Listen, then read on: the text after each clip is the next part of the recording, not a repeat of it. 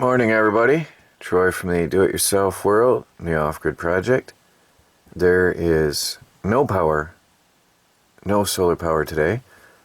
This is, I don't know how many days this makes without sun, but my head is stuffy right now from sinus pressure. The air is so heavy that my head is stuffed and I can barely breathe.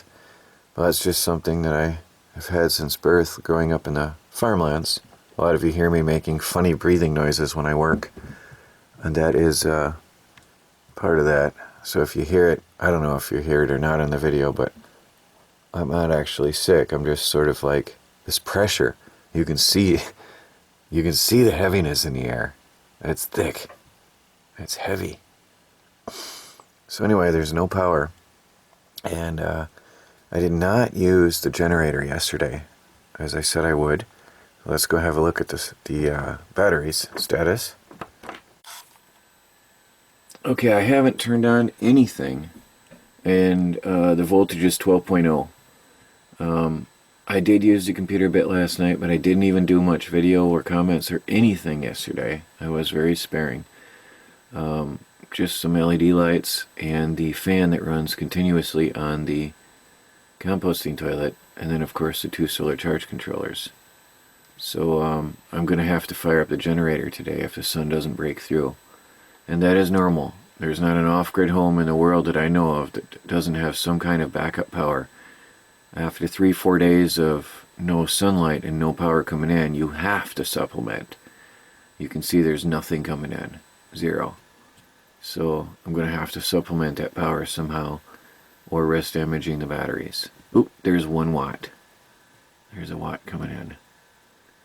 So, yeah, well, I'll probably fire up the generator later in order to get some work done.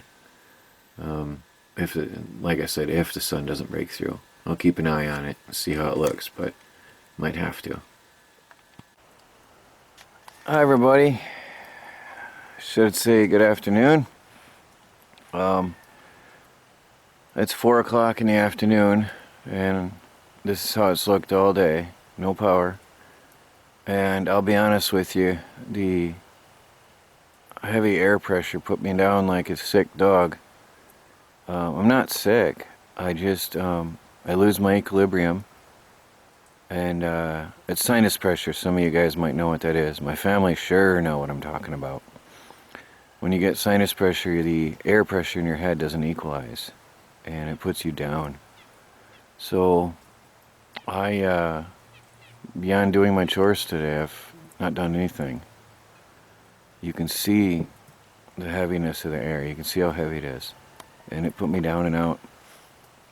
So actually, I'm crouched down right now. I'm not even standing up. I wanted to come outside because I saw in the comments somebody complaining about, oh, here we go again, the weather reporting videos. Well, it's winter, and I'm going to do weather reports. I am not going to let people change me that much, but I at least walk through the window, or through the door. People were complaining I was looking out the door. When it's raining out, I'm not going to be walking around with the camera. And so, the other day when I was standing at the door showing the camera out the door, it's because it was raining. And I'm just not going to take my camera out. And I could put the action cam together, but the audio isn't as good, and it's just not worth it just for a couple minutes. So, when somebody mentioned walking around with an umbrella, well, I usually use both hands. Even now I'm using both hands to stabilize the camera when I'm holding it. Otherwise, every breath you take moves the camera. So, that's not so good either. It makes people motion sick. So I'm going to show you something that is some good news. There is no solar. Alright, the solar panels are dead. There's no power coming into the house. So if I'm going to do anything, I will need the generator. I have not yet used any power in the tiny house on wheels, and it's 4 o'clock in the afternoon. So with a heavy air like this is just a typical thing for me. So let me go show you what's going on with the snow melt. Look at that there, guys. Now, it hasn't really rained since Well, since I last had the camera in my hand, it hasn't actually rained so much as misting steady. What we have here is snowmelt slowly draining out and into the tank. So my new tank is filling up quickly, and it's not okay. It has a bulge in it, but honestly, that doesn't really matter. Actually, the odd thing is there shouldn't be a bulge. The water should push itself out equally in all directions, except that it's hanging over the pallet a little, which causes the bulging. If it was squarely on a pallet, this tank would be fine. Now you can see condensation on the inside of the roof, which is a bad thing. Bad. Can you see it?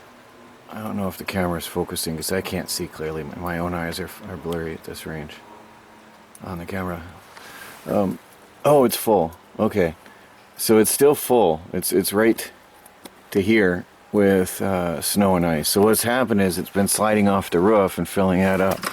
Yeah, the roof is covered. So it's sliding off and in and melting. And it isn't a matter of my rain gutters having frozen up. It's a matter of having filled up with snow. And I saw a lot of comments about that. Actually, you can see the snow on the roof and lips of it hanging over. So I saw a lot of that in the comments, and people said, well, your rain gutters shouldn't freeze up. And if your rain gutters are freezing up, then there's no slope. You have to have a slope on a rain gutter. So I think you can see the very dramatic slope on that gutter. I put a lot of slope on there, so it's definitely got a downward slope. And we've got water coming out. We've got a good stream of water coming out right now as it melts off the roof. And this is, I think, how it's going to be for the winter. Again, I don't have a lot of experience in that. So, it is flowing. It is melting off. That's a lot of weight in those gutters, I'm afraid. There's nothing I can do. I think that winter, that's just how it's going to be. I can see it's really sloped down from the weight. It's pulling on those anchors hard. Really pulling on them. And that scares me. But I guess we'll see if they hold up enough or not. Well, everybody, one of the issues with homesteading alone is when you are down and out, there's no day off. The animals are still there. The chores are still there. You gotta keep your eye on the battery banks. You gotta keep your eye on the water tanks. There's things still need being done. So there's no real day off when you're out on the homestead, and I think most homesteaders can attest to that, especially trying to run it alone. There's no real downtime. There's no real off days. There might be a day where I'm not really grabbing the camera and showing you what I'm up to very much, like today and yesterday. Yesterday, I didn't do anything yesterday afternoon either because the pressure was pretty heavy. As far as camera work, that is. So, sorry about that. These things happen. But, I just wanted to let you know what's going on. Give you a daily update. I always do my daily updates, as long as I'm able. But, yeah, days like this, you wish you weren't alone. And I don't know of very many homesteaders that are doing it alone. It's not easy. And days like this remind me that it's not easy. A lot of families, they work together. I see homesteaders working together, families working together, and I know I fail you a lot. I fail in a lot of things. I know it looks like I'm slacking a lot. It looks like I don't accomplish much because of the sometimes I'm waiting for a helping hand. Sometimes I've got to figure something else or something out. Often two heads are better than one for thinking something out. But I try. I'm trying my best out here. I know a lot of people think I'm intentionally messing up. That's not true. A lot of people think I make mistakes on purpose. So that's not true. Just trying to do my best. Try to do what I can do as good as I can. And doing it alone on a tight budget. So I've been out here 3 years and I'm still alive and breathing and still making videos. So that's success. A lot of people say, well, you've never finished a single thing. I see it a lot, honestly. I've been deleting it now. I just don't need to deal with it. But I'm looking here at a tiny house on wheels, and the wood stove is going. I'm looking at the wood smoke coming up on a cold, wet, sloppy winter day in end of December, almost January. And the house is warm and cozy inside and dry, and there's no ice in the water. And the cats are laying on the floor, spread out, comfortable and happy. Come a long way, I think. Buying my own land instead of just renting. And as soon as I get a coffee in me, you can watch for the next video. I've been planning on doing a video on how I got my land, so you can watch for that coming up soon. As soon as I get my head cleared here. But things have changed. I'm looking around as I talk to you at all the changes, you know. I went from a dilapidated, rotted camper that leaked, and the wind was blowing through it. That was a miserable mess. Moved into the RV, which was a big step up. Big step up, but still cold in the mornings. It froze in the mornings. And into the tiny house where I actually have a window open right now. There's windows open 24/7. Every day of the year, I have at least one window open in the tiny house on wheels. Whether I'm home or gone or whatever, no matter the weather, there's at least one window open in the tiny house on wheels. And I couldn't have said that or done that for the RV, so that's a big improvement. Well, I got food. I've got a freezer, by the way. I've got to do an update on that freezer. I think I'll take you over and show that in a minute when I get up. The freezer, I have deer meat in the freezer. I couldn't have done that 3 years ago. I've got a fridge out back, a propane fridge, and I've learned comfortably when I can turn off the gas. There's no thermostat on that fridge. It doesn't work. I got the fridge for free. The family that were using it had it plugged into their house on AC power for years until it quit on AC. The AC heating element blew out, and I got it and I put it on propane. And the thermostat doesn't work. So it just burns and burns and burns, which then causes everything to freeze. And I've actually got it to the point now where I maintain my food temperature. On hot days and nights, I keep it plugged or keep it turned on, the gas. And on hot days with cooler nights, I'll shut the gas off for the night, turn it on for the day. And on times like this, I turn it on once every 3, 4, 5 days. And my food is good. So, and that's an accomplishment. Of course, I've got birds, they're alive. I've got solar panels. And firewood heat in the house. So, days like this, you just kick back and look around and be thankful for what you got. But yeah, today's a down day. I just wanted to let you know I'm taking a day off, sort of. So just gonna recover. It's been go before Christmas. I was really pushing myself hard, and I think my system sort of collapsed after that.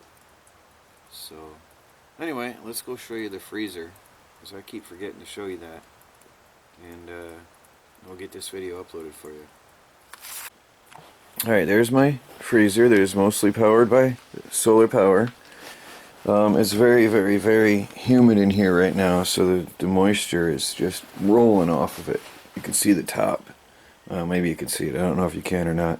I might have to oil this down or something to protect it from rusting, because the humidity is so extreme on that on days like today. But I haven't. Now this here I'm learning how to run as well. And I haven't turned this on since I think I ran it Sunday. Right? Monday, Tuesday, today's Wednesday. And it's still off. Okay? In this weather now, I don't need to turn it on at all. So I'm learning how to regulate my freezer to keep things frozen inside with less and less power. So in the winter, I can save a lot of energy. Now what I do with the freezer is when it's sunny outside and I've got plenty of solar power, I'll kick this on for a couple hours and burn off some extra energy out of the sun, out of the solar panels. And when the sun is down and I need the power for my computer and lights, I'll turn this off. And what I do is I just simply unplug it from the inverter when it's not being used. And on the colder days, I only need to run it once every few days. So I'm doing all right with this, and it should be rock solid. And I'll show you what I did. I took I took everything I had. All right, there's water jugs. Okay, I filled them with rainwater. I've got empty water bottles. I filled them up with rainwater. You can see there's some dirty stuff in there. I didn't even care. It might have been a leaf or whatever. So I filled this up with rainwater and freezer packs and everything I could think of. I just filled this up above the level of the meats. And then I've got my frozen foods in here. Alright, this is beef jerky, for example. And I've got everything in here and it's rock solid on the third day with no power in the freezer. So I'm just maintaining, and as these start to get soft on me on top, then I know that down deep I need to worry about the meats down there. So this is full. This whole side here is filled up to the top, deep. There's like I'd say 12, 16 inches high with water bottles, empty water bottles that I've been just filling with rainwater as I get them, and then water jugs, empty water jugs as I get some. Even there was some milk that spoiled on me, a little bit of milk, and I just left it in there and filled the rest with rainwater. You know, it holds its chill, so that's all that mattered to me. So the freezer is turning out very well, and I have my deer meat in there, and my jerky, and some fish, and a turkey that I got in the fall during turkey season. So I got all kinds of stuff in there, and it's doing all right. It's working well. So the off-grid solar-powered freezer. Now, this is not a solar-powered freezer. It wasn't sold as a solar freezer. This is a normal freezer that I am running off the grid on solar power, and it's working very well.